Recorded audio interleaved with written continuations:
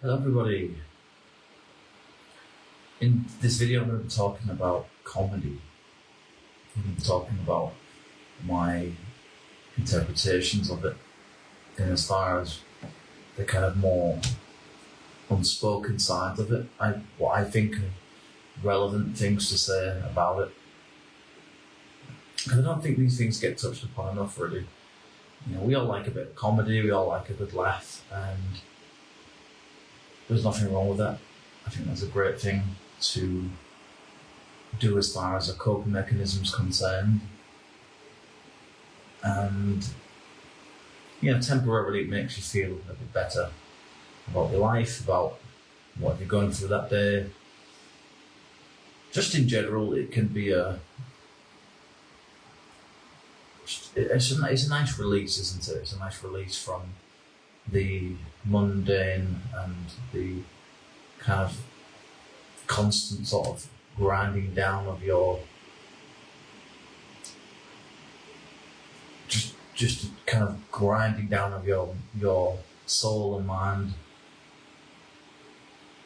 that society, I think, whether it's intentional or not, I don't know, but you know, I think there's a lot of parts of societies in the modern world that I think are, in many ways, are kind of crushing people's souls a bit, crushing people's confidence, let's say, in certain ways, maybe, and also online as well. There's a lot of negativity, a lot of toxicity online these days. And I also just kind of get this general feeling, really, that a lot of these social media platforms, they seem to be becoming a bit more authoritarian, in my opinion, especially YouTube. There's just far too much bureaucracy going on, digital bureaucracy, far too many rules.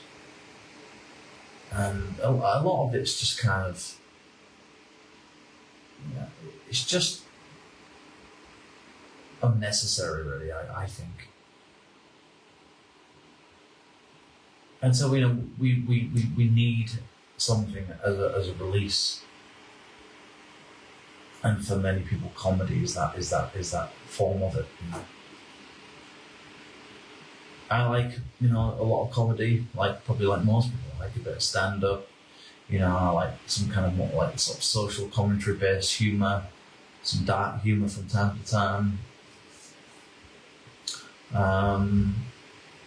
Yeah, I can tolerate a bit of slapstick kind of stuff, and yeah, I can just about watch any form of comedy, really, as long as it's not, you know, aimed at 5-year-olds or something. But you know, I went as a Brit who grew up in the 90s and 90s. There was a real sense that comedy was a major part of our culture, and it still is. It still is to this day. There's no doubt about that. But it's during the 90s and 90s. There was a lot of great things on the TV. A lot of sort of like silly kind of like game shows, and I Never Mind the Buzzcocks was one of those kind of things. You know, there was like certain like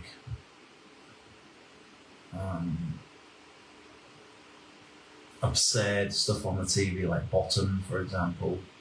You know, you had a lot of these like quiz shows on the weekends and things. You know, a lot of like there was a lot of things like a lot of children's humour based stuff on Saturday mornings as well. Back then, I don't know what it's like now. I've no idea, but it really was a very interesting time in many respects. And I think that comedy played a massive role in British society for all sorts of reasons. And my assumption is that a lot of it was born out of this overly kind of rigid, repressed, suppressed state of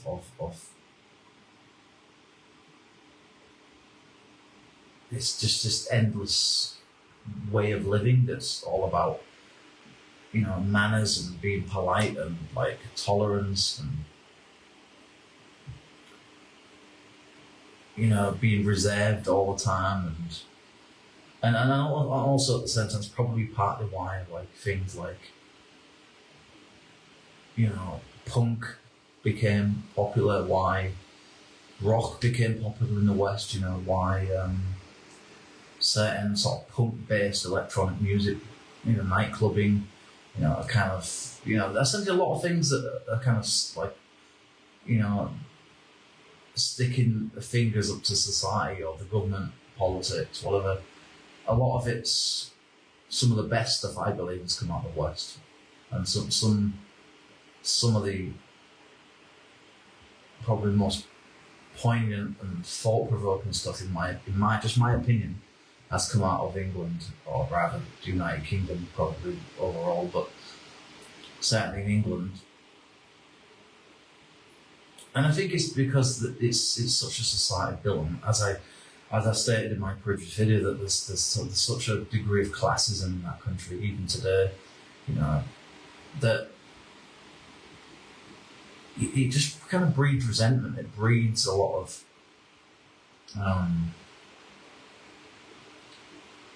of passive-aggressive humour and mockery, and because there's this thing in the UK of the underdog. I've spoken about it before. We kind of champion the underdog in the UK. We champion people, generally speaking, that work hard and deserve the respect that they get. We don't like, generally speaking, we don't tend to like, well, maybe like's the wrong word, but we don't tend to respect so much people with wealth or status as much, unless you're like an artist or a celebrity or something like that. But in terms of like people with positions of real authority or potential influence in terms of the political sphere, we don't tend to, unless the public warms to them for some reason. There's something about their character, personality that people like. But generally speaking, I think we're very cautious, very, not so much pessimistic, but we're a bit suspicious and skeptical of people promising bold things and but if we see that somebody can, if we think somebody has, so we believe there's a reason to respect someone and trust somebody, then we tend to go with that for the most part. Sorry. So, comedy is I think built probably a lot of a need to be resilient, a need to be liked, I suppose, in many respects. It's really in many respects a survival mechanism. It's a bonding mechanism as well, especially among men. And it's often used as, it's often used for flirting, dating, or to get the attraction of someone, or to get the attention of somebody. It's a major part of most male friendships, at least to some extent anyway, in some form or other. But that's kind of like whipping the shit out of each other, whether it's, just sort of taking the piss out of somebody for some reason or something, ripping something apart, and I think part of it is people's need to feel some sense of empowerment, I suppose. I think that there's an element of that to comedy. It's not just about laughing, it's about trying to make sense of the absurdities, the eccentricities of nature, of people, of absurd laws and rules and systems and structures of society, of humour itself in many ways. Sometimes humour can be kind of like a meta thing. It can become it's used to, there's so many different ways that humour is used in England across much of the Western world, and in fact, most of the world really, in some way or other, has some kind of its own sort of subgenres of comedy in some way or other. Over here there's a lot of like slapstick stuff. There is kind of a lot of it's a lot more silly, a lot more kind of. It's a bit more childish over here, in my opinion. It's very. It's not intellectual humour. It's not. It's not shining a mirror to people's faces. It's not. It doesn't. It's not comedy that tends to be a kind of acceptable critique of the hypocrisy and double standards of society, which are things that are very much a part of British comedy in many ways. We do like to, you can think of things like, for example, the way that sort of, I think what was it called? Have I Got News for You? That's an example of like sort of social commentary based humour. About politics, or just generally what's been going on in the news. But they have a very kind of mocking, kind of belittling, kind of like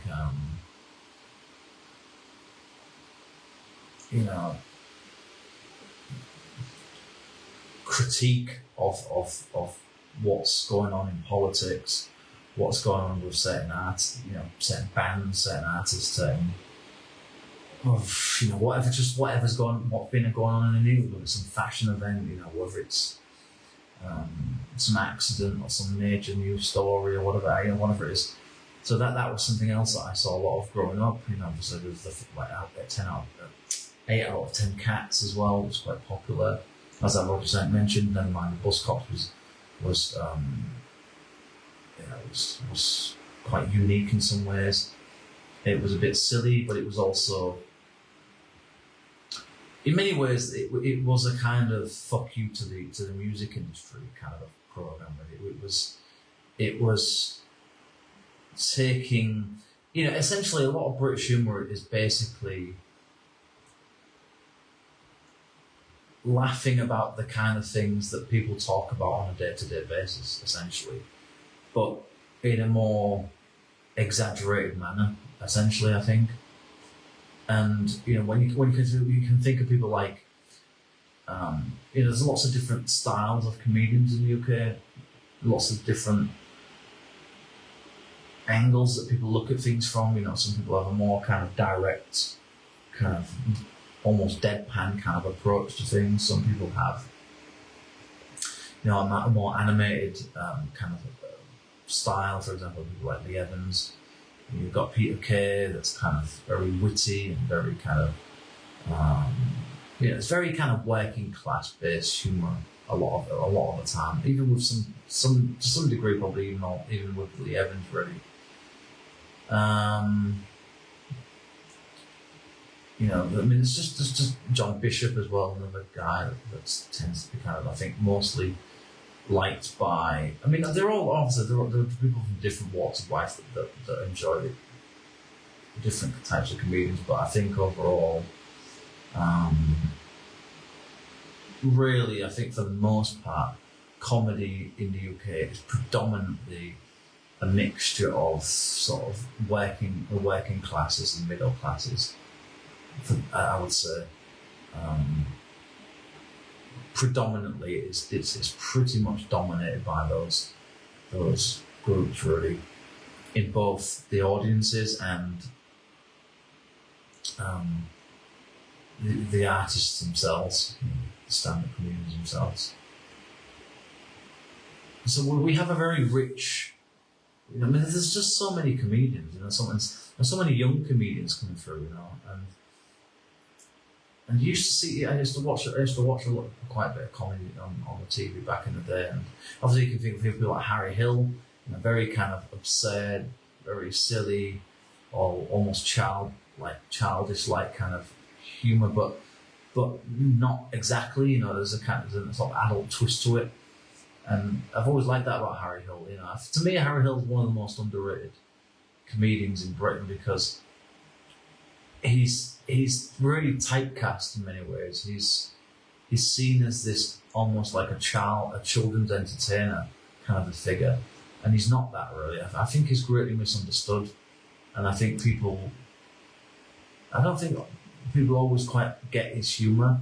Like they see the silly props or the silly thing, but there's a message behind it. You know, there's a point to what he does, and it's not always just laughter for the sake of it. It's like he's making a point. And for me personally, I've always liked comedy like that, where even if the particular like style of like how they present the joke or the kind of analysis or critique, if you like, or judgment on society, people, you know, culture, or whatever it is, it might not always be to your taste, but like there's a point, but they can still make you laugh, you know. And you know, you can think of people like what's his name? Was it George Carlin? I think his name was. People like Bill Hicks, you know.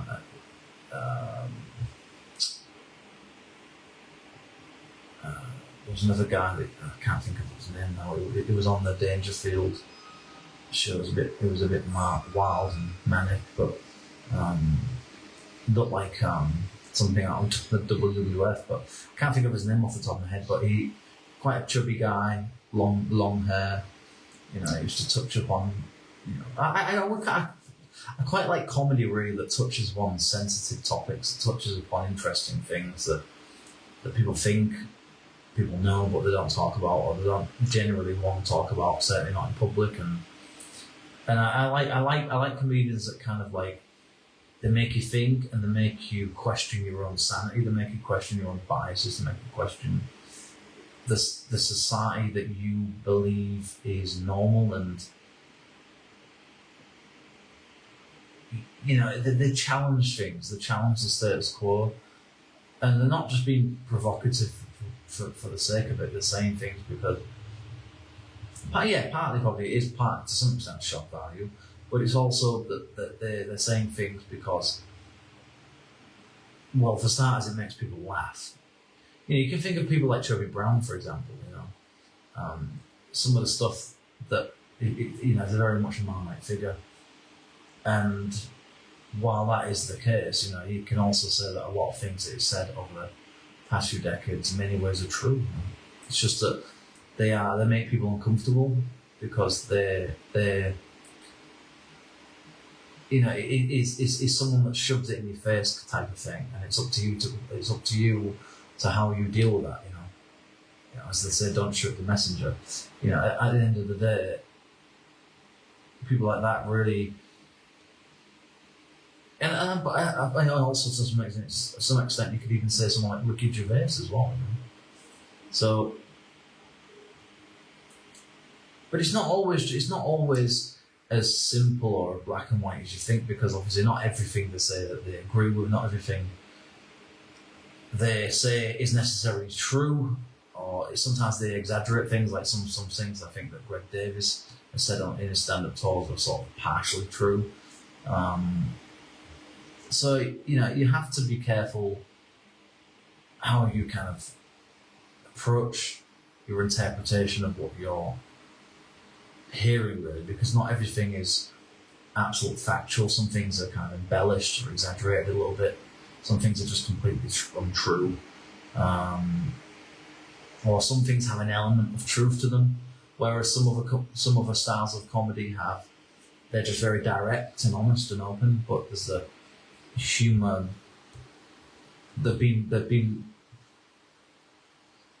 is the stand-up or the joke has been crafted in a certain way that somehow twists it and makes it funny. You know, you can think of someone like Jimmy Carr, for example, who tends to do that quite a bit, or even Alan Carr as well. You know, I mean, the UK is just full of so many great comedians, but they're very, very different individuals. You know, Peter Kay is another one. so many incredible, or at least used to be anyway, great comedians that had something of their own to offer, something unique. Not just because they're individuals or what, that is obviously a major part of it. But it's just their approach to comedy, their style, that they're trying not to kind of just, they're not trying to be imitators, they're trying to just be themselves, and I think that's massively important. And I think the comedy for me has really become a kind of it's a mixture of things for me. It's a bit of an escapism. Granted, it's a bit of a dopamine type thing, I guess. I guess it releases serotonin or something, probably. Laughter is.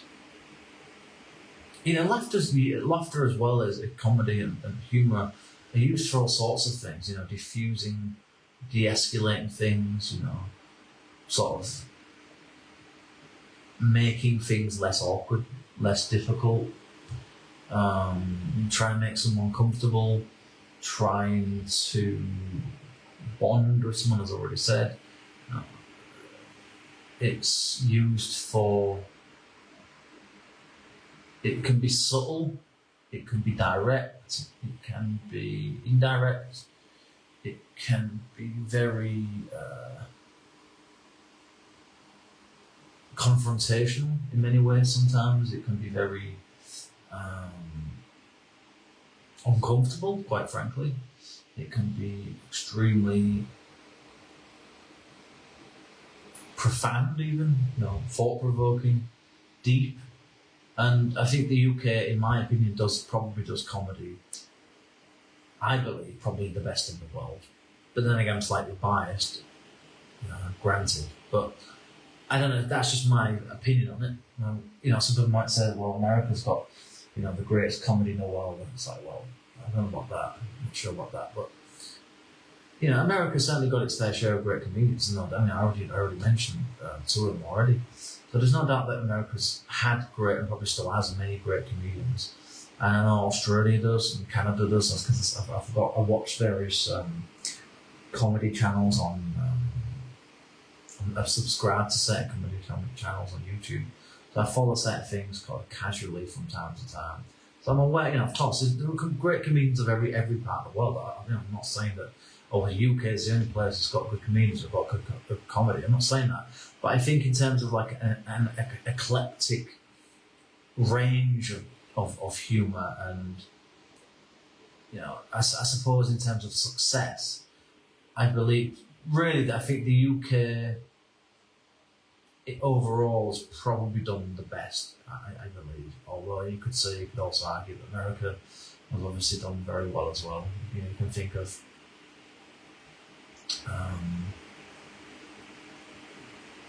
certain sitcoms and things that they've had over there, and the stuff that was used to see, in the 90s, Beavis and Butthead and all that kind of stuff. There was another one that was very popular back in the day. I can't think of what it's called now off the top of my head. But America's had a great deal of success of its own. But I think in many ways it's different. I think in England we very much we have very much kind of mastered in many respects, like certain types of humour. We've pushed the boundaries of what humour can be.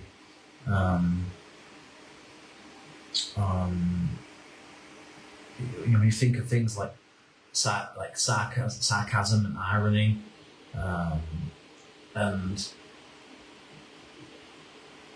it's just like the way in which we analyse the world. I think we tend to. I think we, as Brits, we tend to have a bit of a natural tendency to want to feel as equals, I suppose. And so often I think we tend to use humour as a way of dealing with differences of class, of socioeconomic status. South Park, that's what it's called. The thing I was trying to think of before. Obviously that was extremely popular in the 90s and all this, so I don't know if it's, I don't even know if it's still on these days, but that was very popular back then. So, America certainly had its era of comedy as well, success, and I'm sure probably Canada and Australia have as well in their own way. So, but I think, obviously as a Brit growing up in the 90s and noughties, I can tell you that, there was such a wide range of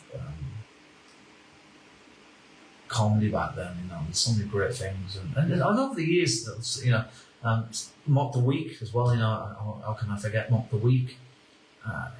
One of the best kind of social commentating comedy shows probably ever, actually. So there's lots of things that have obviously happened, but anyway, that stuff kind of aside for now. Unless I want to come back to it later, I can think of some other things to talk about. But I kind of want to move on to some of the darker sides to comedy in the way I see it, anyway.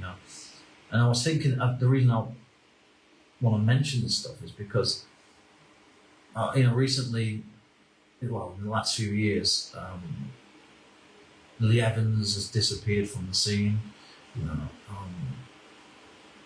Who retired, Peter Kay disappeared from the scene and has just recently come back. And those two things just started getting me thinking about,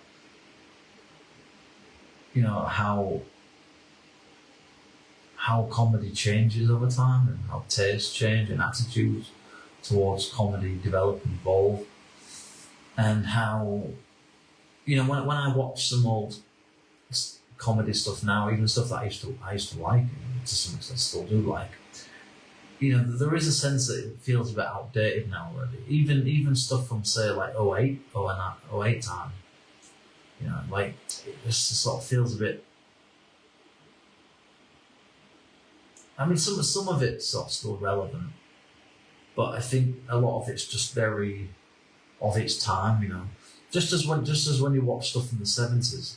British stuff from the 70s. Some of it's still a bit relevant in how the world still is today to some extent, and obviously human nature is still pretty much the same, give or take. So there's certain things that are always going to be universal, no matter how much time goes by, I would imagine. But certain things have definitely changed. It's like you watch some stuff from the 70s and you think, honestly, some of it's actually pretty hilarious, some of it's really funny. But then you watch other stuff and you can just tell that it's out. And I'm not just talking about, people's perceptions of it being homophobic or sexist or xenophobic or whatever. All of them, you can, I suppose, to some extent there are elements of that level. I don't think it's the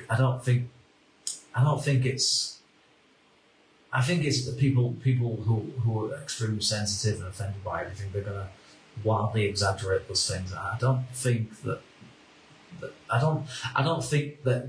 those comedians or that era of comedy is as bad as people think it is. Really, in my opinion, I think it's people just like to exaggerate and they like to.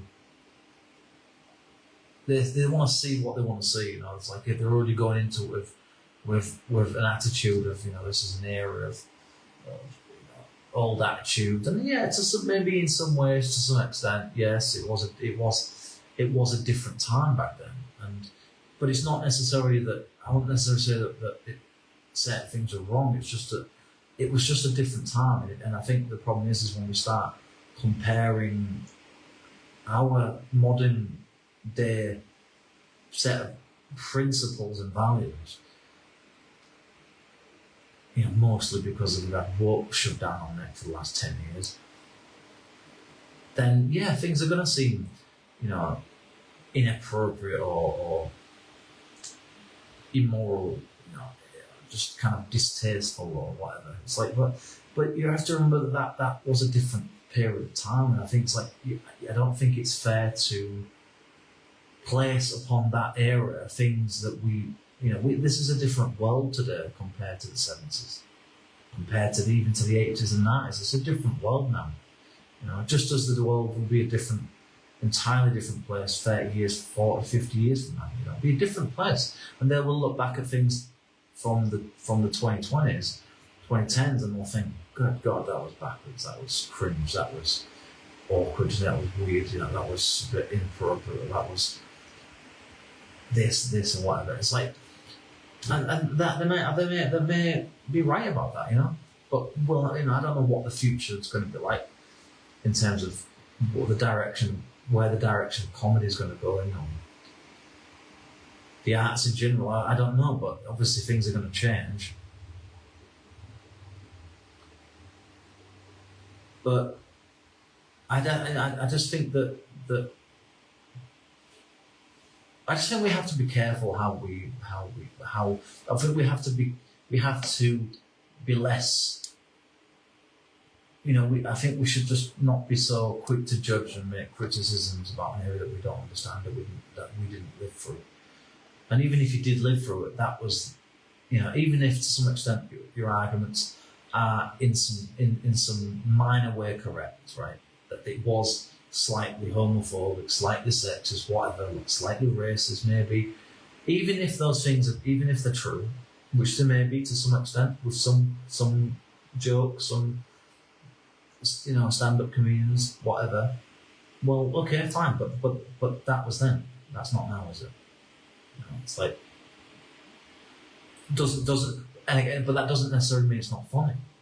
There's lots of things that are inappropriate, a lot of things that you shouldn't laugh at, but we do laugh at. How many times have you seen somebody fall over in the street just to laugh at it, or at least have a little giggle to yourself?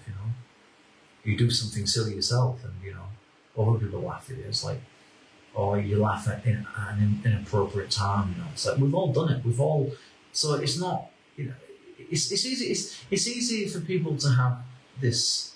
There's so much of this hypocrisy and double standards in human nature that they think that it's okay for them to laugh at certain inappropriate things, but when other people do it, it's not acceptable. So I would take these extremely sensitive woke types, these lefty liberal types of people with a grain of salt, quite frankly. Because I don't give a fuck about what you feel. I don't care about what you feel about something. Who gives a shit? You're offended by it. Well, don't fucking watch them. Don't watch it. Go and watch something else then. If that's how you feel about it, then just don't watch it. Why are you going to a stand-up comedy gig if you're easily offended by things anyway? Like you're just trying to attract all attention to yourself because you're a fucking narcissistic egomaniac. That's what most of these types of people are. They just think they're so above everybody else. They just think they're such a cut above everyone. So much better and morally superior, morally righteous than everybody else. And these people they need help. They need to be on medication because they're just so obsessed with power, obsessed with being right all the time. They're so obsessed with their own, moral compass. And these are some of the worst types of people that you could meet. They are the worst. They are the most hypocritical, double standard promoting, authoritarian types of people you could ever possibly meet. So I'm not going to take any lectures from these types of people, what's offensive, what's not offensive, what's appropriate, what's not appropriate. Well, I'll decide that. Okay. We aren't supposed to live in societies where we're allowed to have our own interpretation of things, but we're allowed to make up our own minds. That's what a free society is supposed to be. It's not supposed to be a small group of people dictating dictating the rules on morality because that's what you think is the truth. It's like, well, other people might not think that. That doesn't just because you feel that it's right doesn't mean it is. And that's the problem we see with that's why with that's and that part, going back from why probably part of the reason why in my guess why people like Lee Evans and Pete Kay and other comedians have kind of dropped off the circuit and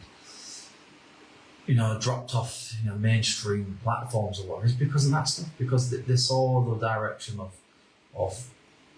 I mean, to me, the sheer audacity to call it progressivism. I mean, and that takes some fucking balls, doesn't it? Really, when you think about it, there's nothing progressive about it. What's progressive? What's censoring people, shutting people down, cancelling people, ruining people's gigs, shouting, hailing abuse people, heckling people. Well, that's progressive, is it? Doesn't seem very progressive to me. Seems very authoritarian, dictatorial, in my opinion. And I believe that's why that comedy's gone in the direction. I mean, I've seen things over the last couple of years. With, there's a lot more push now to have just this excess. It's like, I don't have a problem with having more, with opening things up and allowing more opportunities and actually more genuine equality and all that kind of stuff. That's not. I don't have a problem with that. But I think that the problem is it's not that. It's this sense that we make the rules now. We're going to dominate. We're going to make all the rules and choices about what we think is the right way to do things. It's like, they're going to shove this down your neck and throw it every single day in advertisements, in the programs that you normally watch, and so you see it all the time in your kind of soaps, and Coronation Street, Ennerdale, EastEnders. You see it all the time, and all this stuff is just this excessive woke ideology crap all the time. Like it's just and even at Christmas now, it's just like. At one time, like you'd see, it was things were about the actual message of it. Now it's just about the optics. It's just about the visuals. It's about, oh well, look, we're so supportive of diverse communities. We're so supportive of women. We're so supportive of trans people, of people with disabilities. It's like, yeah, that's all going to be great, but that's like, well, yeah, but it shouldn't just be about it. It should be about everybody, shouldn't it? So I understand wanting to be inclusive in that, and I get it. I understand to a certain extent, but like it should be about everybody. It shouldn't just be like, because why only focus on one thing then? Because to me, it doesn't make any sense. There's no rationality to that. Because if you're dominating comedy with certain types of ethnic minorities, let's say, or advertising, or the arts, or whatever it might be, on TV, that you can't be defeating the object. Because, like, sure, if you want equality, then it should be, you should see a diverse range of people, right? That's how I interpret it. Something that's what it's supposed to be, isn't it? You want to be seen as progressive and woke and modern and cutting edge and all this shit. It's like, well, to do that, then you need to have a range of different people from different backgrounds, from different skin colours, then, because that's equality, isn't it? But you don't see that. You don't see that. You tend to see a specific type dominating one specific thing.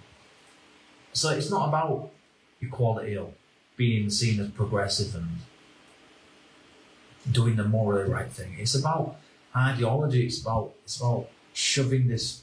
It's about revenge. I think a lot of it. It's about guilt. It's about white guilt tripping. It's this sense of this. You have no power anymore. This is not your country anymore. This is not your place. It's like, well, no. But then you could say, well, it's not theirs either, then, is it? Whose is it then? If it's not our country, whose is it? Is it theirs? I thought it was all of ours. We all live here, don't we? We all pay taxes. We all pay bills. We all use the same fucking public transport, don't we? We've all got passports, haven't we? We've all got birth certificates in this country. So don't we all belong here? Don't we all fit in here? Aren't we all part of this system or not? If we're going to have equality, let's have a real equality. If we're going to have inclusivity, let's have it. Let's have it properly. Let's not have selective equality, selective inclusivity, because that's what it is. That's essentially what it is. You know, we talk about on the immigration thing. Like, well, if we're going to have immigration, let's have proper immigration. Let's have people from different countries around the world, not just a select number in the Middle East or in Africa. But anyway, I don't want to go on. I don't want to make this about that stuff, but I just want to get that out of the way, get that rant over with. You know, I think, you know, and come back to comedy, why there's so many different parts of it and darker sides to it. I think there's been a real effort pushed to root out certain comedians from popular culture, in my view, over the last 10 years, 15 years. You know, it's really anybody it's like there's a certain point in English, there's a certain level where you're allowed to say things. You know, you can think of like Frankie Boyle, for example. You know, you got kind of basically cast out the whole thing, and you know, you're too extreme, you're too offensive, and even though the word offensive is subjective, and anyway, whatever.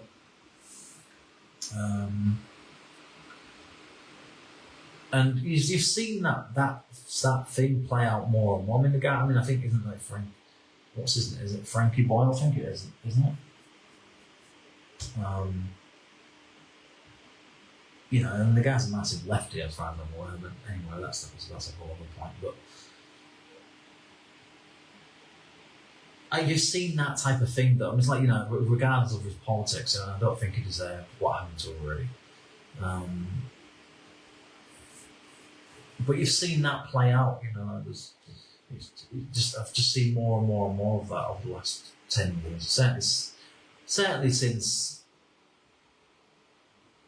I'd say, really since really towards the end of the 2010s, it started to ramp up, and but really, I think a lot of it started from Brexit, and it's just been gradually getting worse, really. When President Trump came to power, because I remember seeing all of his these memes and sort of anti-woke channels on YouTube, and there was a lot of backlash, and then the whole cancel culture thing started to come in the, you know, sort of really, well, I suppose a lot of it ramped up in sort of towards the latter part of the 2010s, really. But it started roughly in the probably early to mid 2010s. I mean, but it was there in the 2000s as well. Actually, it was. You know, that's one of the reasons why Mark, I forgot his surname now, the guy that used to host the Nevermind the Buzzcock show. I think he basically got kicked out of his role eventually, because it was shining a light up to the public in terms of what the industry really is, and what the entertainment industry is really like behind closed doors, and it's not very pretty. And I think, you know, it was saying things that, you know, the producers of that show probably feared would cause them some backlash. Or I think also part of it was because I think probably like a lot of comedians, they probably do reach a point where in their career where they start to become disillusioned with their acts and the public in general, because they're not getting as much engagement anymore. Especially since the digital age things kicked off, since the sort of latter part of the 2000s, early 2010s. You know, it's become more and more about this need for social media clout and status, and I think probably to some extent some communities didn't really want to jump on board with that. But again, you know, I think there's a lot of stuff that goes on behind the scenes with comedians in their personal lives, obviously, that, you know, they don't ever talk about in public, because it would kind of break down that kind of you know, essentially comedy in many ways is it's an identity, isn't it? It's an image. It's a bit of a facade, really, in many ways. And they don't want you seeing past that. Some communities, they don't want you to see past that. They don't want you to see the real version of themselves, because it's messy, it's vulnerable. You know, it's extremely complicated, probably. and their fear that it would kind of destroy the illusion of their act, destroy the illusion of this identity that they've built for themselves, and people would never quite see them the same way ever again. So I think there's a lot of that going on behind the scenes, and probably a lot of, you know, let's face it as well, comedy is born out. A lot of it's born out of massive insecurities because of all sorts of various vulnerabilities in their lives. You know, whether it's the way they look, the way they sound, maybe it's because they were bullied, maybe it's because they didn't quite get the attention they wanted from the parents or from people at school, maybe they got kind of let down, or they had some traumas. And that's essentially, I think, a lot of the time where that comedy is born out of. Yeah, I mean, I'm not saying that there isn't inspiration from other comedians and the era that they grew up in. I'm sure a lot of that plays into it as well. There's no doubt about that. Well, I think so anyway, I'm guessing. So, yeah, I think that, you know, there are darker sides to comedians. There's darker, deeper parts to this stuff. And, you know, in many ways, you know, when a comedian gets up on stage or in front of the TV cameras, they're playing up to it. You know, they're in a position where they now have to perform, and it must be, I imagine it must get exhausting, feeling that you have to constantly live up to that character all the time, that image in people's heads, that the idea of that you're always funny all the time, you know, that you're always on all the time, you know, and that must get really fucking infuriating and tiring at a certain point in one's career.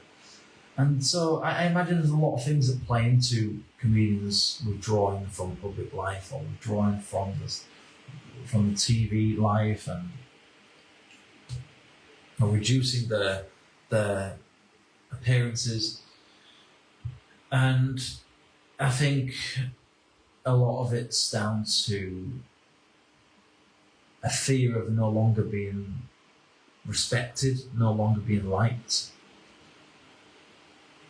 a feeling out of kind of that their comedy's fallen out of fashion with people, and probably that they don't really have much else to offer people. It's like, and I think that's what's happened with Liam, and I think he probably to some extent felt. I know the story about his manager passing away,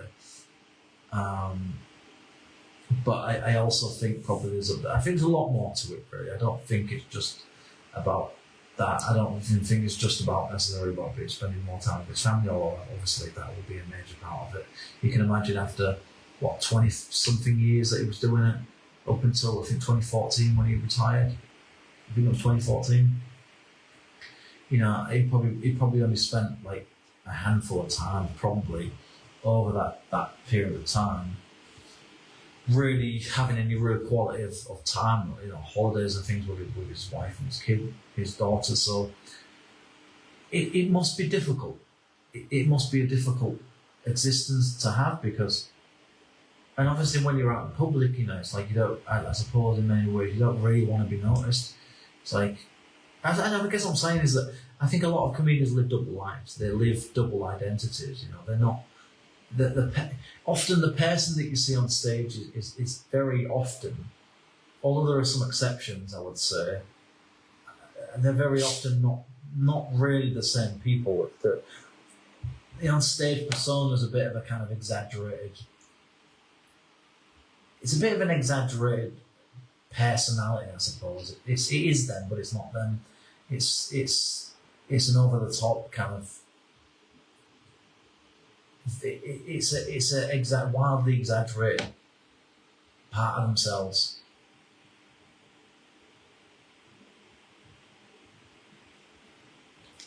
And I imagine that a lot of the time when they're not performing, they just want to be left alone, you know. They just don't want to be bothered, really, you know.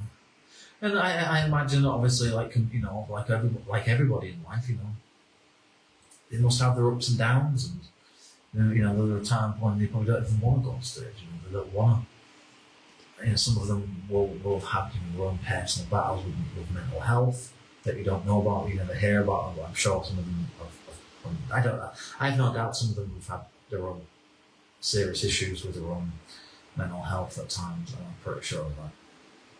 I believe probably the Evans has, and probably Peter Kay has as well.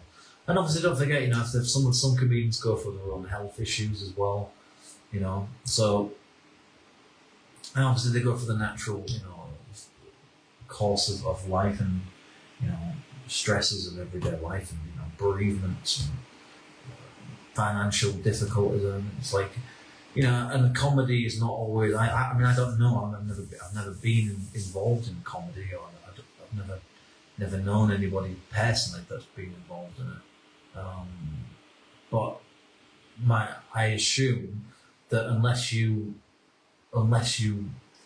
get TV work or get some like major stand-up gig in some major arena or theatre somewhere, you're not really gonna. You're certainly not going to get. You're not going to get rich from it. You're not going to be wealthy. You might be able to get by, and you might be able to afford a sort of small house or a relatively decent car, or whatever. Pay your bills and have some money left over. But you're certainly not going to be. You're not going to be. Most people aren't going to be famous, and I think that for as much as there are a diverse range of comedians in the UK that have had success, how many haven't? How many haven't made it to that point? And we're probably talking hundreds of thousands. I'm guessing probably a good few thousand people that have tried and just haven't. Either just didn't have the talent, didn't have the motivation, had too many setbacks, too many disappointments that just kind of pushed their spirit, and or some people were just too much like other people, other comedians, even though maybe they weren't intentionally trying to be like that. So yeah, I imagine it's probably a bit like acting or being a musician. It's not everyone's going to make it. Not everyone's going to have the talent, the creativity, the skills, the perseverance, the resilience, the mental aptitude to navigate what I guess is probably not an easy way of living. I'm not obviously I'm not a comedian, and I don't know what it's like to live that kind of. What I can say is that obviously it tends to be about, a lot of it's down to attention, it's down to egotism, it's down to a need to feel superior in some way. It's a need to feel dominant. It's a need to feel some sense of power, I guess. And, it's like anybody that goes on a stage or on theatre, there is an egotism to it. There's almost a narcissism part of it as well. And I think that's something that doesn't get talked about enough. But at the same time, maybe you have to have those things. Maybe that's the problem. That's why some people don't make it, because they don't have the extremes of those things. Maybe you need them. Maybe you don't. Maybe you have to be a bit of a not particularly pleasant individual to really make it. You have to. I imagine it's just like any other aspect of the capitalist system, that you have to be a bit ruthless, a bit cold, a bit distant, a bit ruthless maybe at times, to outdo your competitors or to really make it. And it must be extremely difficult. It must be very stressful. And the thing is, people look at the people, they go to these events or see people on the TV or whatever, certain festivals and stuff, and they see them and in their nice clothes and the sort of this happy-go-lucky kind of buoyant personality, but they forget that's just one moment. That's just one side of someone's personality. That's just one period of time where that comedian might be in a good mood. They might be feeling it. They might be They might enjoy the place that they're performing in. They might just be in a good mood and something, whatever. But then other times they meet them and they might not be in such a good mood. They might be exhausted. They might have some stuff going on in their own personal lives. And so sometimes people can get as they say, never meet your heroes, and I think there's some truth to that, I believe, because you just don't, people are so obsessed with their own ideals and their own expectations of other people, especially people like comedians, celebrities, musicians, actors, actresses, anybody that's got some kind of like a status or semi-status in their culture, society.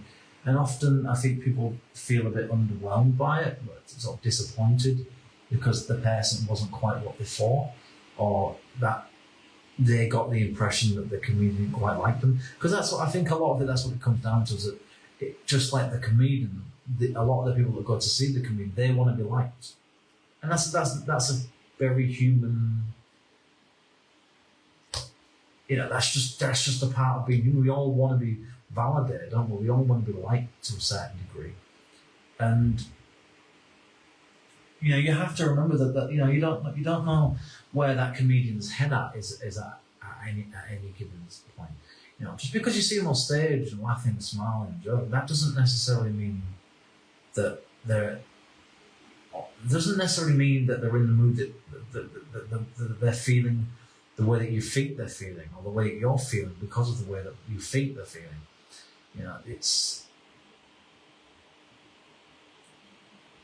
I think we just have to be careful not to kind of place an element of our own personality in others. I think that's the problem, and that's why we tend to kind of. That's probably why a lot of people have kind of jumped on social media bandwagon, because it's easier to get that kind of sort of kind of like a gratification from social media in some way, whereas in person it's very different, and often human connection is very complicated anyway. It's often like navigating through your own personality, your own expectations, your own idealized ideas of somebody, because of the things that you've seen on TV or you've seen them on stage, and so you build this mental image, this idea of somebody, this naive perception of someone and sometimes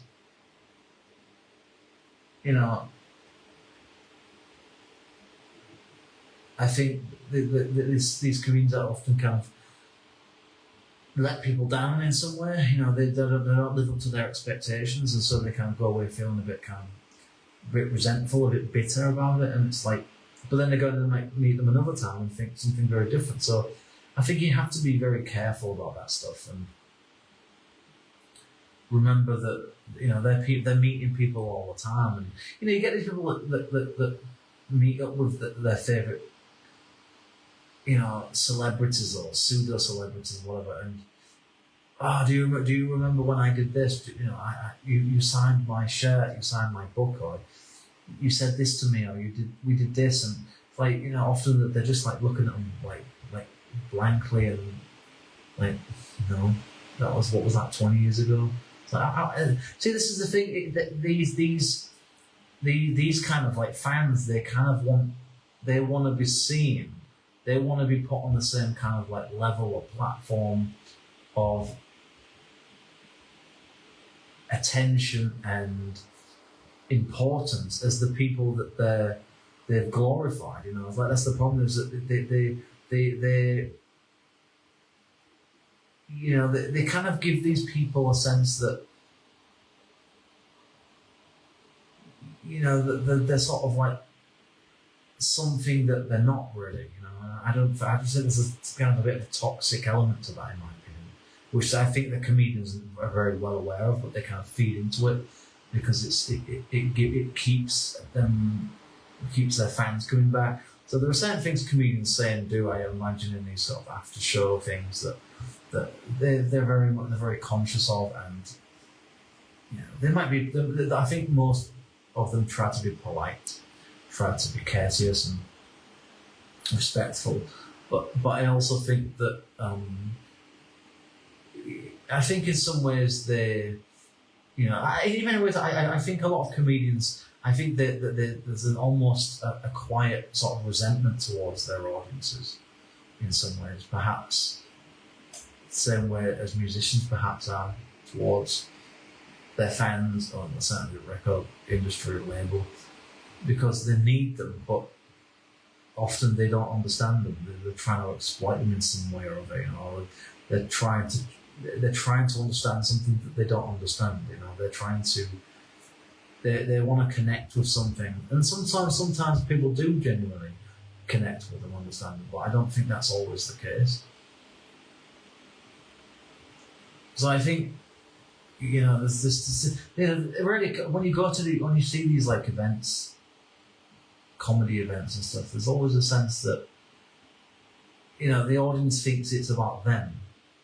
It's purely about them, whereas the comedian thinks it's purely about them, and it's there's this. I feel there's something kind of a bit ugly about all that stuff, in my opinion. It's a very kind of me, self-centeredness.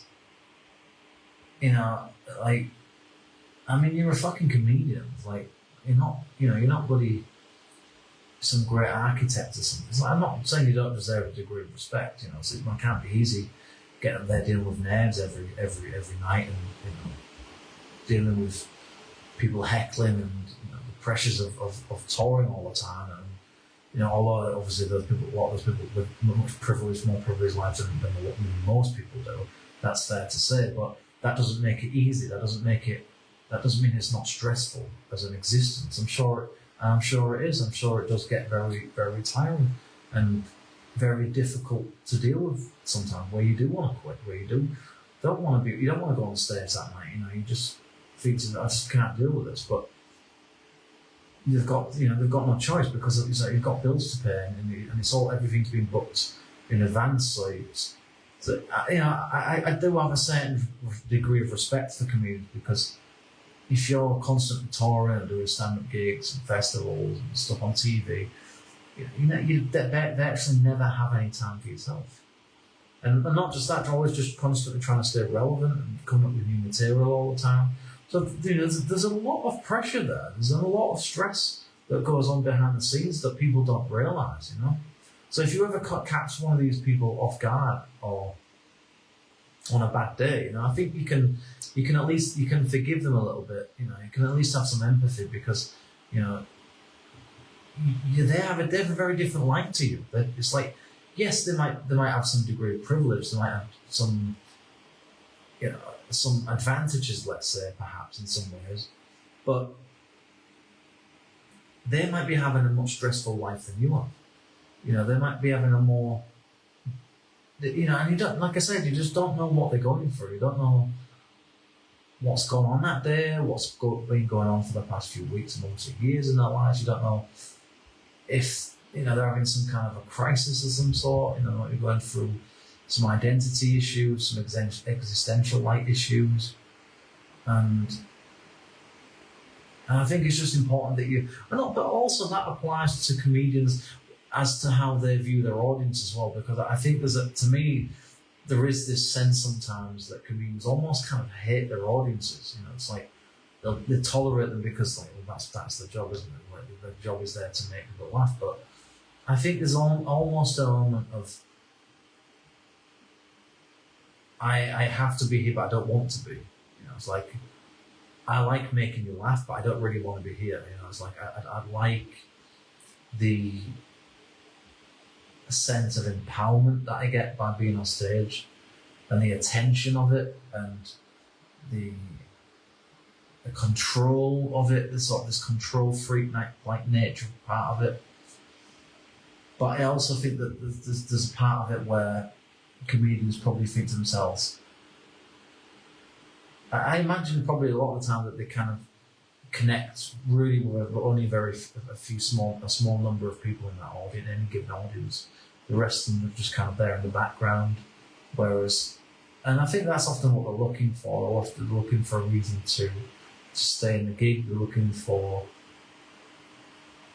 It must be difficult to be up there on stage and, you know, hoping that everything goes down well every night because people have paid money to see you. And so you've got to live up to that constant, high-pressured state of existence all the time, where people expect something from you. So therefore, you've got to make sure they provide to the best of your ability. Some nights you'll get it right, some nights you may not. So, and your reputation is always on the line, you know, especially these days with the way things are. And it just must be a fucking nightmare. So, you know, it really must be a bit of a nightmare these days, going for all that stuff. I don't know how they tolerate it. I don't know how, even as a comedian, it must surely get to you at times. It must surely start to make you kind of ponder, you know, if this is something still worth bothering with, if it's worth all the hassle in the end. And some comedians have gone off into the distance and into the night because they just don't tolerate it. They can't tolerate it anymore. You used to see a lot more. You used to see some young comedians on the TV. It's like you don't see them anymore. You don't see anything of them. You don't even see anything on YouTube of them. They just kind of disappeared overnight, you know. I mean, even people like Ricky Gervais faced all of that, like cancel culture stuff. I mean, you know, Ricky has been, you know, fairly kind of popular, well respected, well loved for the most part, if not, you know, somewhat controversial of a comedian. But, you know, and I think that you know, once it started happening to like Frankie Boyle, Ricky Gervais, then you know, that to me, I think to a lot of people, that was the point where they just said, I'm getting out of this, so I'm going to kind of take a bit of a backseat for a while. I'm going to kind of lay low for a period of time, hope this blows over. And I think probably that's what's happening. I think some people are just kind of biding their time to come back, or some people would have probably just got bored and just didn't quite reach the level of success they wanted. Some people just kind of became disillusioned with the whole industry, if you want to call it that. And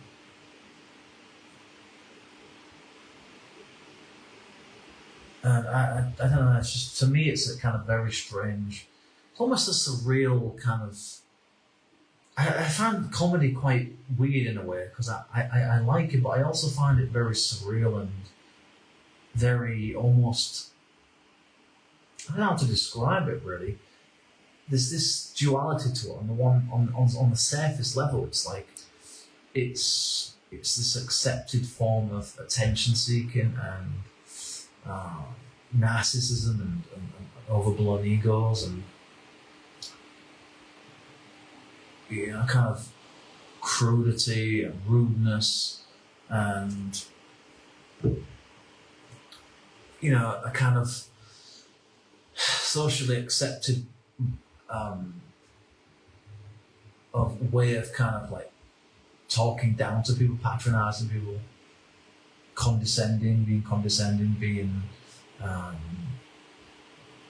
insulting in many ways towards the audience at times. And there's this sense of this sort of power imbalance thing going on, I find. You know, there's always this sense of, but it can happen in sort of a vice versa kind of thing, where sometimes you have the comedian that likes to, that sees your audience as being below him, but also the audience sometimes has that attitude towards a comedian. Although sometimes that depends on what. Sometimes it obviously depends on what type of audience you've got, but and whatever the comedian and whatever joke, what they're doing, but yeah, there's this very strange nature to comedy in a way, because it's a kind of almost seen as a kind of like healthy dysfunctionalities or something. You know, it's sort of seen as a acceptable form of like healthy toxicity or something. I don't know how to explain it, but it's a very odd part of our society and culture, because I think in my view, like while laughing and joking and being light-hearted and, you know,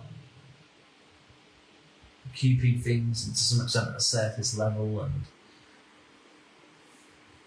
it's sort of laughing things off, not being too serious. That's I think, you know, there's no doubt that there's a place for that stuff in society, but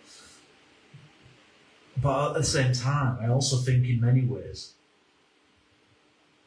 that actually that stuff actually feeds into a much darker, more seriously damaging sort of society in a way, because by purely just laughing everything off, we're not dealing with things, we're not actually having the conversations we should be having, we're just laughing at things, and that's it's good to laugh for all sorts of reasons, as I've mentioned, but I don't know, it's difficult because yeah, it's all going to well bringing things to the surface and talking about things and then laughing at them, but I think sometimes audiences, they don't realise that actually what this comedian's saying, it's not just for comedic purposes, it's also to get people to really think and to potentially act and to say, look, I mean, look, comedians are comedians, they're not politicians, but, you know, sometimes I believe comedians could and probably should have a bit of a bigger role to play in society and in changing people's minds, and because I think if you can make people laugh, you can make them think. They're more likely to think because they're more likely to respect you in some way. Because if you just talk to someone about a serious topic, overly serious, like probably like my videos, really weirdly, then, you know, maybe less people are likely to listen to you. But I think if you've got a voice, if you've got a platform, if you've got some kind of status and influence and some respect in your society, then people are more willing, likely are going to be more willing to want to see you, and are going to be more willing to want to listen to what you've got to say, as long as you make them laugh, you know. So there's a conditionality to it, kind of thing, you know. So yeah, I don't know. It's a weird, very strange reality comedy. You know, it's and I think people have different expectations of comedy as well. It's like, and people go for different reasons. People become comedians for different reasons. Some of them just like the attention. Some of them do it to try and, maybe in some small sense, try and change something. Try to make people think, try to make people act, try to make people see things in a different way, you know, reveal the more hidden, deeper layers of things, but in a comedic manner. Just as you can do sort of similar things through music or through film, even through cartoons, you know, you can do. There's a lot of different ways that comedy is used.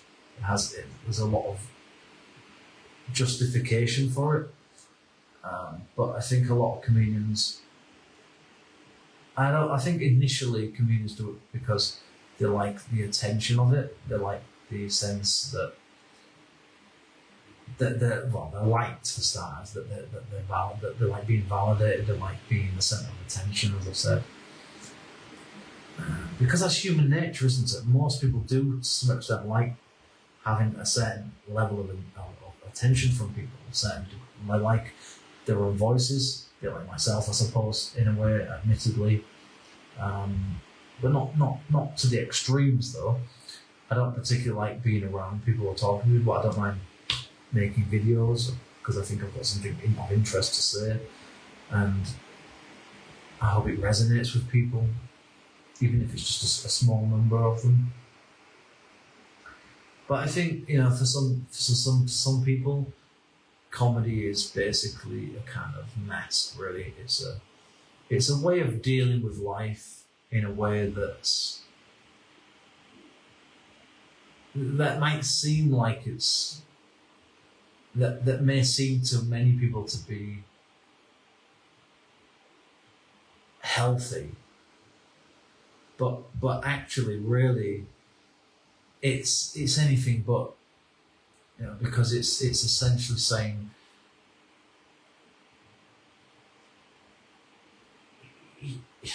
it's essentially saying, I'm going to put things in a box until I found a funny way to deal with them, and then I'm going to bring them out again. That's essentially what it is. It's instead of like talking about things properly and actually trying to find solutions to things. Because to me, humour, a lot of time, humour doesn't solve anything. It just makes you laugh. And there's nothing wrong in that, Who doesn't like to have a good laugh? Who doesn't like a good chuckle, or, to have the chest hair and, be laughing away for 5-10 minutes just over something or it's like, we all do it. It's part of being a human being. But I don't really think a lot of comedy, for the most part, really does much at all. It's like, it gives people, it's entertainment, isn't it, really? It gives people a chance to go out, spend money. It's a kind of, it's just a lot of comedies basically being turned into, just another facet of capitalism, really. It's just another branch of capitalism, just in an artistic way. And a lot of it gets sold out. A lot of comedians sell themselves out because they know that certain things don't work, certain comedy's popular, so they're going to steal jokes, or they're going to reinterpret things. So, and that's the thing as well, is that often a lot of comedians steal jokes and ideas from the comedians, or will never admit it, because they want to give this perception that they are completely unique, far more intelligent than they probably really are, or some of them are. Some of them are intelligent. Fair enough, but I just think that we build, like a lot of this sort of like celebrity status stuff. The Hollywood thing is a prime example of it. We put, I think a lot of people put comedians on pedestals, and we treat them as if they are somehow some kind of royalty in society. And I don't know. To me, there's a very bittersweet reality to comedy, because it's often, the more funny it is, the more true something tends to be, or something, the more absurd something is. But we also, we can laugh, but we really don't like it when attention's turned towards us. There's always that aspect to comedy as well. When you go to when you have a go or see these gigs, and there's the sense from the audience that it's okay for the comedian to single out somebody or pick on them, even though they're not protecting them, picking on them, but they might just be sort of gauging where the audience is at. I think that's often what that's about. Testing the waters, really. But sometimes I think some comedians can go too far. They know that, because their whole job is to keep the audience laughing, whatever that and however that they achieve that in their mind, it doesn't matter, because their job is to make people laugh, is to keep people on their seats, no matter what other people think about it. But often what they don't realise is that comes at the expense of their own reputation and other people in the audience that might have been more, that might have liked them for a long time, that might have been want to come and see them again. But I think that comedians have to be very, very, very careful of how they deal with stuff like that. You see this thing on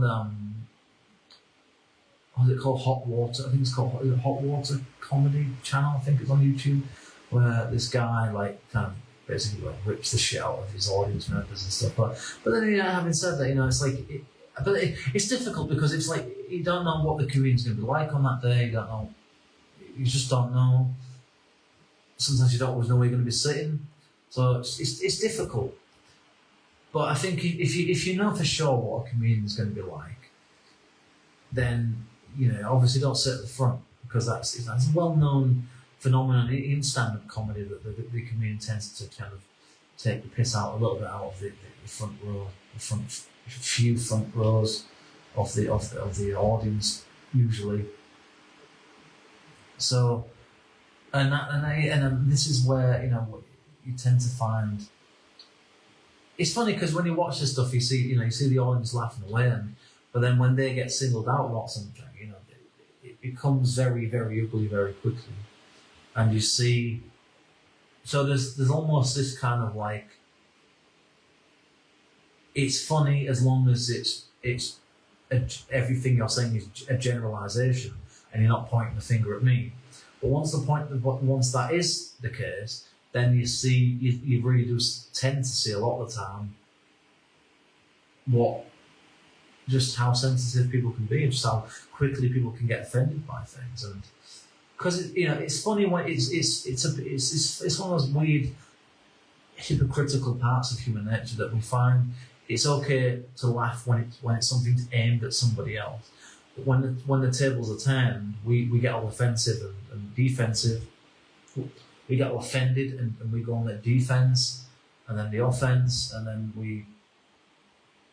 and then before you know it, the name calling starts, the petty remarks come out, the passive aggressiveness comes out, and it just spirals into a really ugly situation very quickly.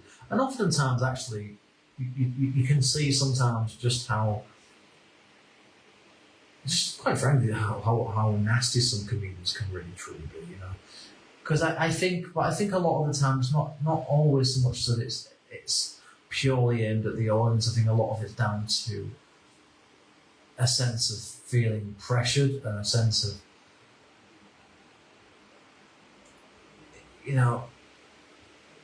the more absurd, the more wild I can say something, or the more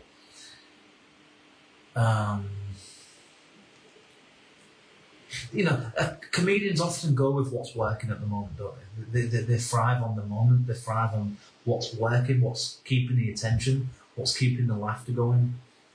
But I just think that sometimes you can start to see cracks in people's facades in those moments. You start to see the truth, because to me, really, a lot of the sort of public,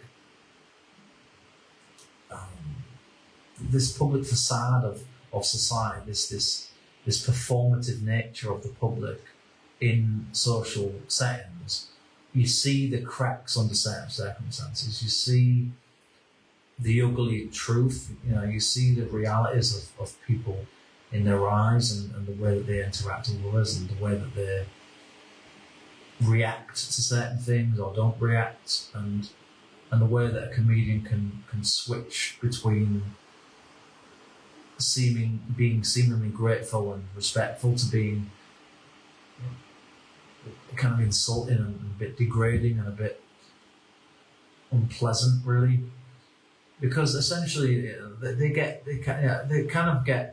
stand-up comedians essentially kind of get this free pass in many respects, that they have some special rights because they're on stage, they're performing, and so they can say and do whatever within reason, more or less, give or take, whatever they want, and they can, and people accept it. But then every now and again, you start to see things, you just start to notice things, and you just kind of think to yourself, you just kind of like start reevaluating what you think and feel about things at a certain point. And that it's not just with comedy, it's with TV, it's with, you start to develop different thoughts, and when you start to look at things from different perspectives, and a much deeper way of analysing and critiquing and evaluating these acceptable kind of forms of entertainment and the public sphere of entertainment and all that kind of, it just kind of drives home that a lot of it it's not always what you think it is, and people aren't always what you think they are. And certainly when it comes to celebrities or pseudo-celebrity types like comedians, I think that we should be very very cautious about the kind of projecting ourselves onto them, you know, and projecting ourselves also onto audiences, because audiences are made up of all sorts of different types of people, from all sorts of different backgrounds, you know. They've got their own shit going on, you know. God knows what kind of a day they've all had, and you know where they're all at in their own lives with themselves, and you know whatever's going on. So it's like, you know, you're surrounded by all sorts of different complex matters that feed into the whole thing. And yeah, I don't know. Yeah, I just find it kind of, a lot of it a bit bizarre, really. Not necessarily immoral, not necessarily bad, but just kind of, just weird. A very weird dynamic. It's a very strange medium anyway, comedy. It's a very strange reality, part of our culture, part of our society, part of our history.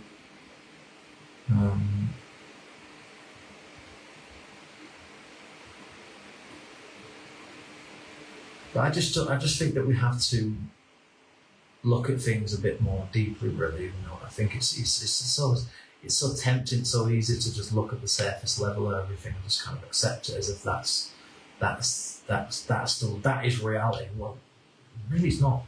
Really, it's not reality. I mean, that's the thing that you're told to accept. You're told to just put up with it and shut up and don't say anything about it. Don't critique it. Don't study it. Don't analyse it. Don't question your own beliefs and your own attitude. Don't question what you're seeing. Don't question what you're hearing. And you know, I think people don't, because they're getting something in return for it. You know, they're getting laughter out of it. It makes them feel good, so they don't challenge it. So they don't think about it. They don't go away and really think about why did that comedian talk about this topic? You know, why did they mention that? What was all that about? You know, what was it? Because I mean, sometimes, yeah, fair enough. Sometimes it's just purely about just making people laugh. But I think also, in many cases, it's not just that. There's more to it than that. And it's not just because, oh, well, I think you think everything. You think there's more to everything. Well, it's like, not always, no. But I think probably most of the time there are different layers to things. And I like to look at them, like what might else be going on there? What are the motives? You know, why is this gig being called this gig? You know, why this venue? You know, why have these people turned up? What are their stories? You know, what's their relationship to this comedian? You know, why does this comedian want to mention this? Why they're choosing those specific types of people? You know, why does it have this certain theme running through it? What inspired it? You know, what you know, what are you hoping to achieve through comedy besides just making people laugh? Because to me, making people laugh is a bit kind of, it's a bit superficial, really, isn't it? When you think about it, it's like there's no depth to it a lot of the time. It's just, and I just don't really like comedians like that are just purely about making it. I like those that like say something controversial. I like those that say the things that most people don't want to say, or don't have the guts to say, or fear. They just fear the backlash of certain things that they might want to say. But comedians, they seem to get a free pass. They seem to have this kind of like get out of jail free card type thing. You know, they kind of get this. They have this elevated status as a performer, as an artist, let's say. And so they can be provocative and controversial.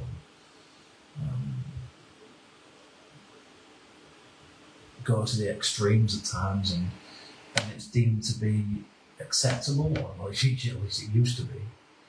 Whereas, I don't know, I just find it all a bit kind of hypocritical because, if one of those audience members got up there and said the things that the community, they would probably be dragged off. And I don't know, it's weird, isn't it? There are certain settings and contexts where certain things are deemed to be moral or accepted and that's normal, that's okay. But yet, if you were to do that in a different place, that wouldn't be deemed accepted. I don't know, I just find that kind of weird as well.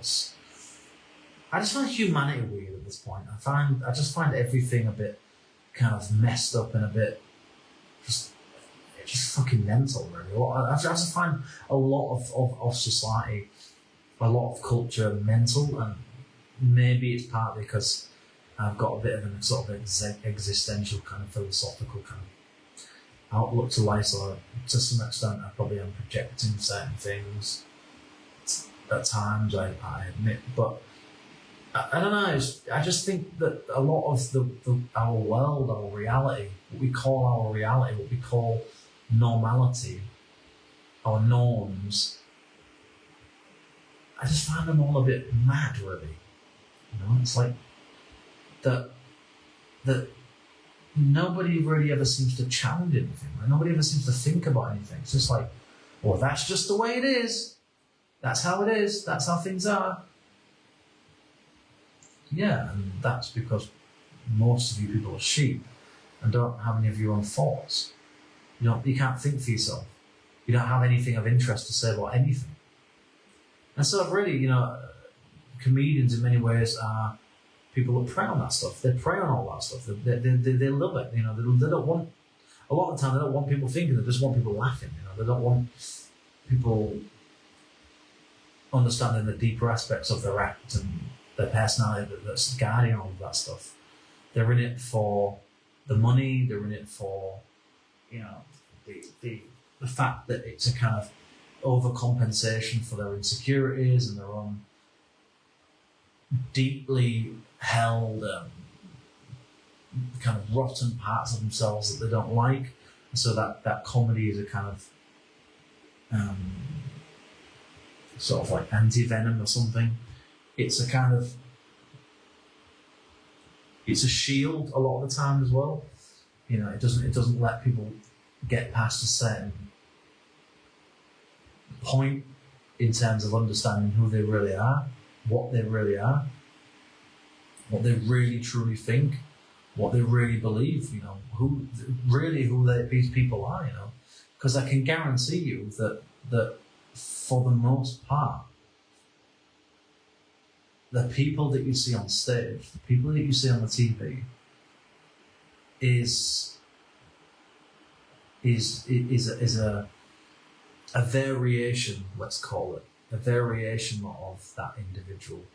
It's not necessarily that it's false, but it's also not completely an accurate portrayal of who that person really is. There are different sides to people, and essentially comedy is just a kind of, it's a temporary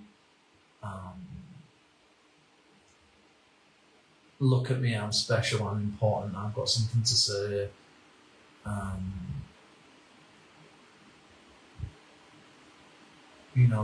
Pay attention to me, and yeah, I admit that with my own YouTube channels, I'm doing that in my own small, insignificant way. But I also don't have a massive subscriber base. I don't really want one.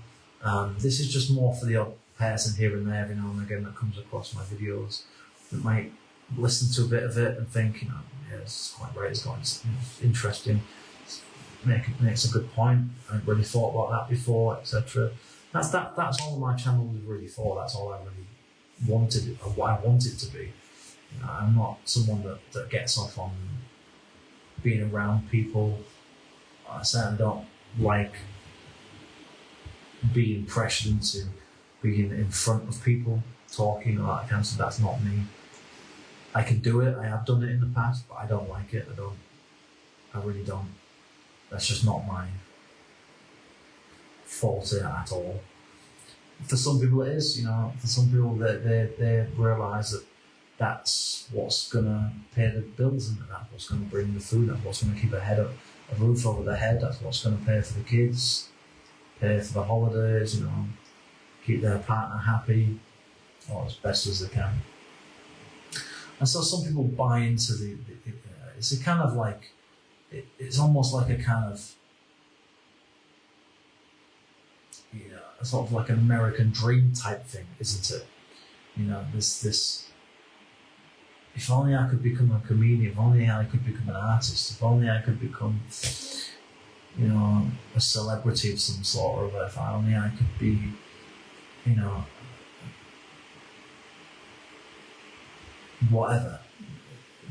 That would make me feel better. That would make me feel complete and content with myself. And I get the impression, probably with a lot of comedians, that they're not truly content with who they are. That's part of why they got involved with comedy in the first place. And also that's why some people go and see comedians, because it's a temporary distraction from all of the mundanity and obnoxious parts of daily life, and having to live with ourselves, live with our thoughts, and live in a society, a world that's incredibly demanding and unrealistic in many ways, and constantly stressful, and just expects too much of us all the time. So I get the need for comedy. I get the need why. I understand why people get into it. I understand why people go and watch comedians. Why comedy is so popular. Why there is a need for comedy. But at the same time, I also recognise that it's a very surreal, very somewhat contradictory, somewhat absurd reality as well. And I think sometimes, in many ways, it's more of a kind of mental health. It's more of a coping mechanism than it is an entertainment, a form of entertainment, I think. I believe a lot of it's more, I think a lot of it's,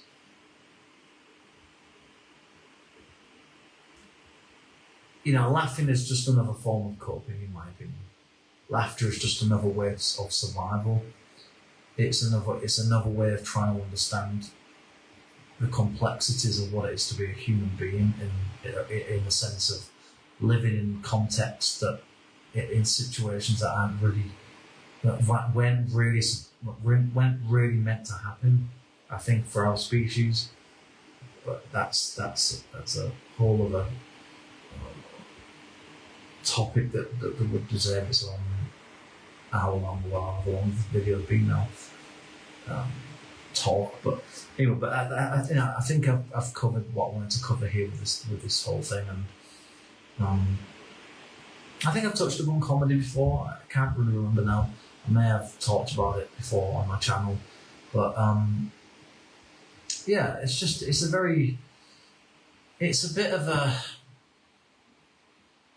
ironic, isn't it? I think in many ways, comedy is in and of itself a very ironic thing. It's a very hypocritical thing sometimes. It's a very a lot of double standards in it. There's a lot of I wouldn't say malice, but it's like there's a certain degree of sort of mild maliciousness behind it, let's say.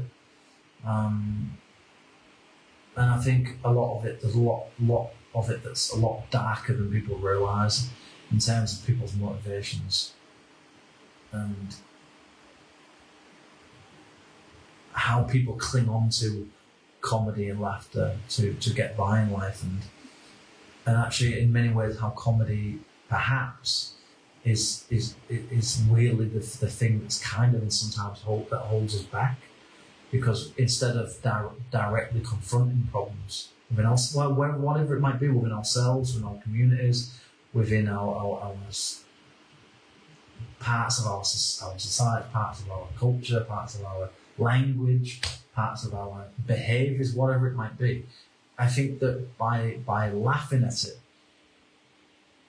we almost kind of put it on a back burner in terms of not dealing with it. We just laugh at that stuff.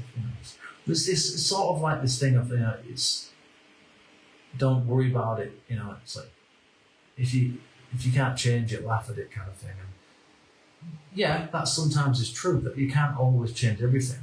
But I think sometimes comedy glosses over things that instead of just being laughed at, they should also be talked about. And that's why I think there's so many taboo issues in Britain, in the UK, and probably other parts of the world, is that because we see it's taboo, because we see it's too open, too honest, too direct, too serious, we don't want to confront it. So instead of confronting it, we've developed various forms of comedy to try and combat having to do those very things.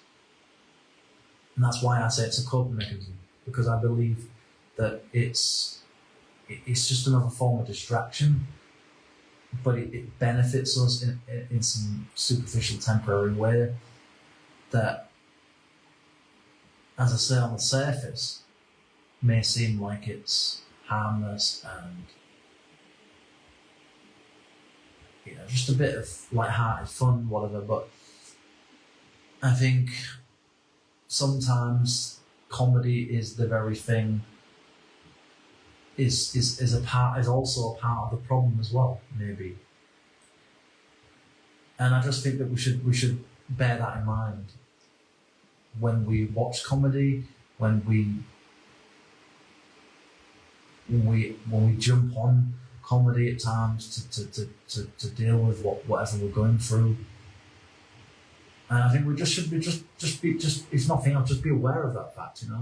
Just be aware that it's messy. Comedy's messy. Humor is messy, because we are very messy as a species, mentally speaking. And I think we just have to be honest about. We just have to be honest about what humour really is. That's all I'm saying, I guess, in this whole thing. So, yeah. Okay, I'm going to leave it there for now. I can't think of anything else to add to this at the moment. Maybe I'll make another video on the topic at some point. But for now, that's all I've got to say on it.